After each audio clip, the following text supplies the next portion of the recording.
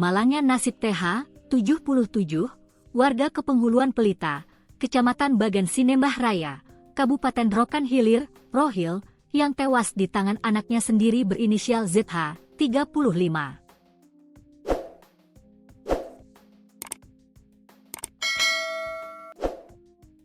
Kapolsek Bagan Sinembah Raya, AKP Bonardo Purba mengungkapkan pelaku nekat menghabisi nyawa bapaknya sendiri.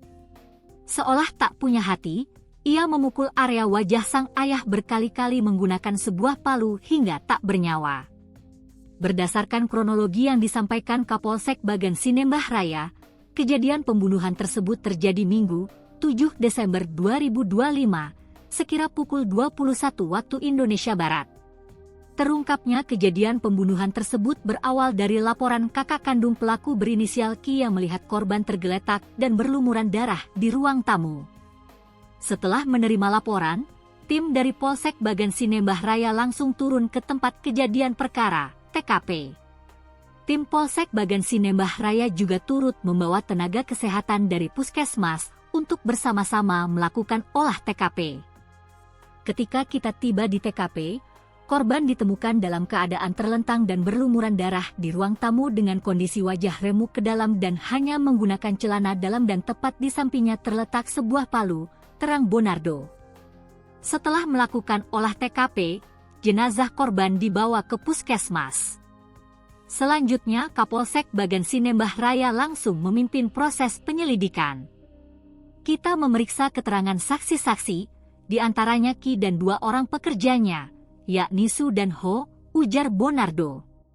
Berdasarkan keterangan saksi, polisi mendapatkan petunjuk terkait pelaku yang tidak lain adalah anak kandung korban.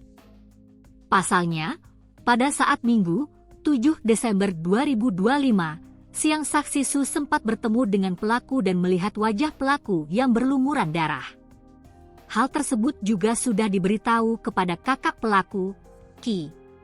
Namun Ki saat itu tidak merasa curiga dan mengabaikan laporan tersebut. Tidak menunggu lama, tim Polsek Bagan Sinembah Raya bergerak mencari keberadaan pelaku. Pelaku diamankan pada hari Senin tanggal 8 Desember 2025 sekira pukul 1.30 WIB di Jalan Lintas Riau Sumut kilometer 14 Kecamatan Balai Jaya, Kabupaten Rohil, ujarnya. Ketika diamankan, tersangka mengakui perbuatannya. Selanjutnya tersangka dibawa ke Polsek untuk pemeriksaan lebih lanjut. Kepada polisi, tersangka ZH mengakui bahwa telah memukul area wajah korban berkali-kali dengan menggunakan sebuah palu. Pelaku beralasan memiliki dendam kepada korban yang sering tidak memperhatikannya dan tidak kunjung menikahkan terlapor, ungkap Bonardo.